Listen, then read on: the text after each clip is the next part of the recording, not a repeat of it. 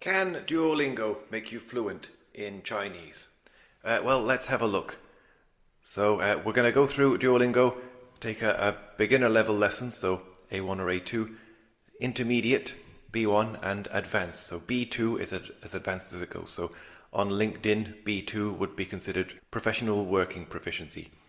So let's have a look at some lessons on Duolingo. So let's move ourselves back to section 1. Let's take a lesson from section 1.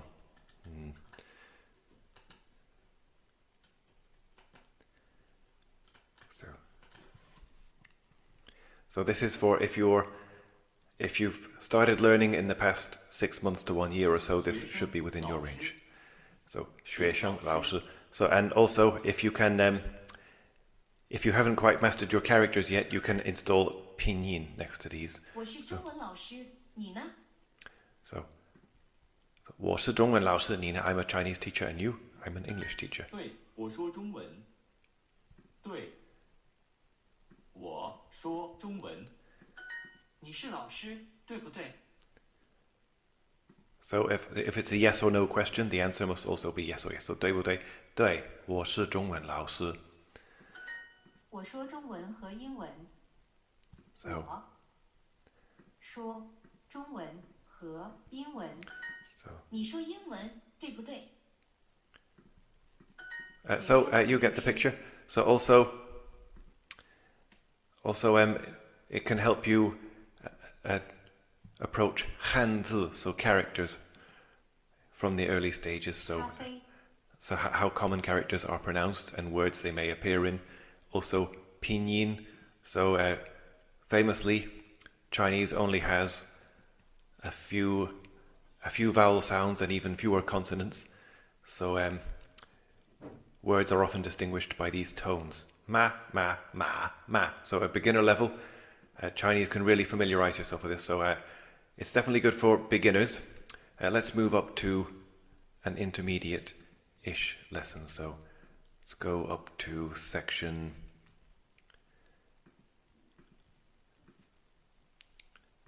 5. So this will be B1 level. B1 level, so basic working proficiency.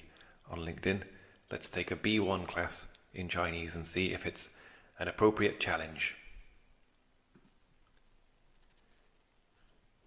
我相信我有能力完成这个任务. I believe I have the ability to complete this task. 我有5年的销售, so I have 5 years of sales what? So experience, 经验. Positive mindset, so 积极的心态. 我的技能对.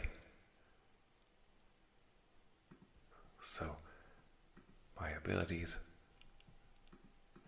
are very useful for work. First class achievement. 一流成就。 So, if you've been studying Chinese for, I'd say, 2 to 3 years, this should be just about your level. 我的工作.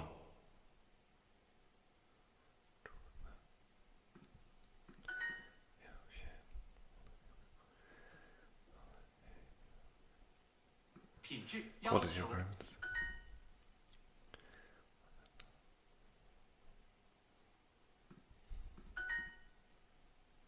掌握管理方法。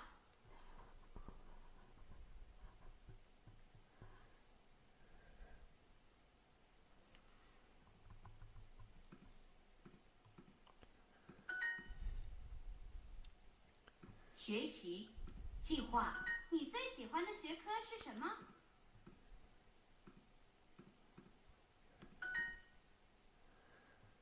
他们22岁了。 They.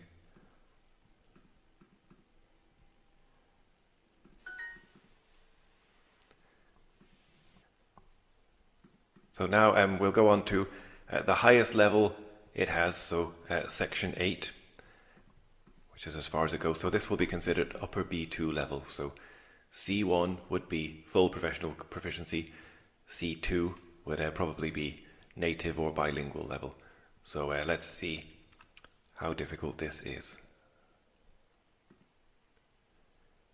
So let's take a advanced, or as advanced as it goes, Chinese lesson on Duolingo. So we are so tired we cannot speak.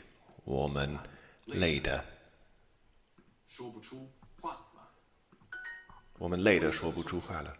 灰色的松树 Grey squirrel, so that's not too difficult. Use a compass.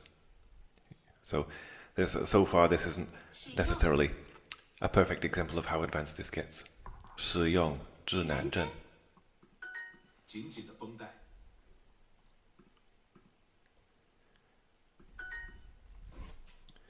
So, relatively long, sometimes complex sentences should be within your range at this stage. 我们都非常庆幸，今天没有下雨。他累得差点晕倒。So, he was so tired, he almost fainted. 他累得差点晕倒。So, of course, the R sound is something that normally appears in Chinese textbooks, but in spoken Chinese you can take or leave it. I heard that when the weather is too hot, many people cannot keep walking. So, quite a complex sentence. So, 听说天气太热的时候，很多人都走不动。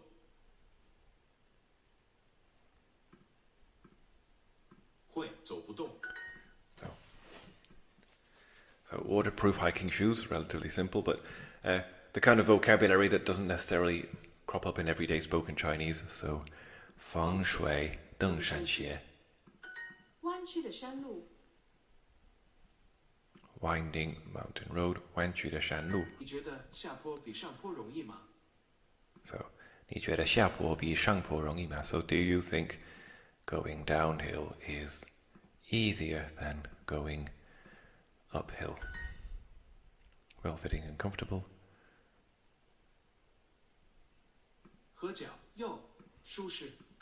你上山前有没有做好充分的准备？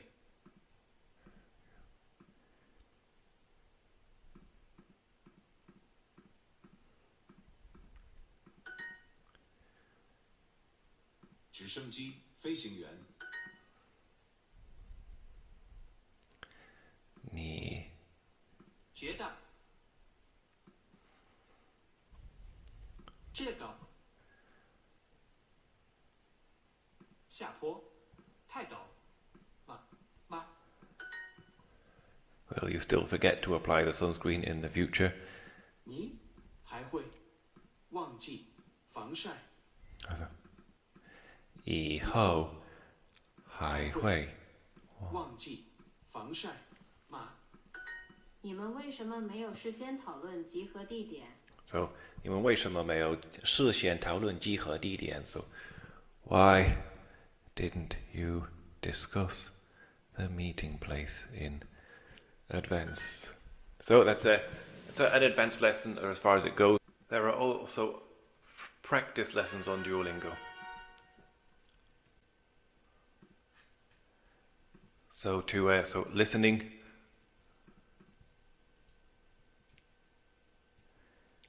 mistakes, target practice, also speaking if you use the mobile app. As a daily habit, Duolingo is definitely a good way to improve and or maintain your Chinese, but in itself it's too limited. You need to as soon as you get to upper beginner level, you need to be talking to real Chinese people. So for beginner level Chinese, I would definitely recommend this book here, Elementary Mandarin Chinese, because it introduces the spoken language and the written language side by side. And if you go on the website, it provides audios and videos of the dialogues being acted out. A bit low budget. Some of the people in the videos could use an acting lesson, but it's definitely better than nothing.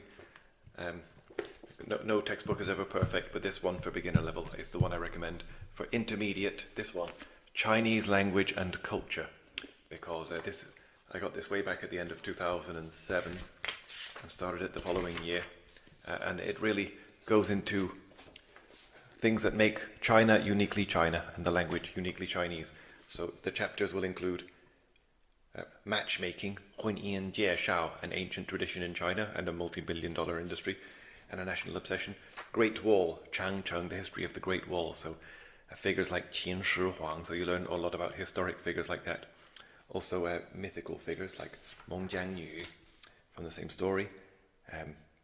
Women can hold up half the sky. 妇女能顶半边天. So attitude, relations between the sexes in China. Myths and folklore. 神话故事. The origins of Chinese proverbs. 成语的来源. So I really recommend this, and once you've completed this book, which will take at least a few months, probably a year or more, I would recommend. So there's not a lot of advanced books for foreign learners around, because not a lot of non-Chinese people speak Chinese to this level, but this advanced readers to contemporary Chinese short stories. This is one of the better ones I've come across. So it has authors who aren't that well known, but also household names like Yu Hua, who wrote Huozhe, and others. So it has the short stories themselves, plus vocab lists and comprehension questions. So in conclusion, Duolingo cannot make you fluent, but it is a very useful habit to have. But best supplemented with textbooks and, equally importantly, speaking to real-life Chinese people. Something I haven't done much of in recent years.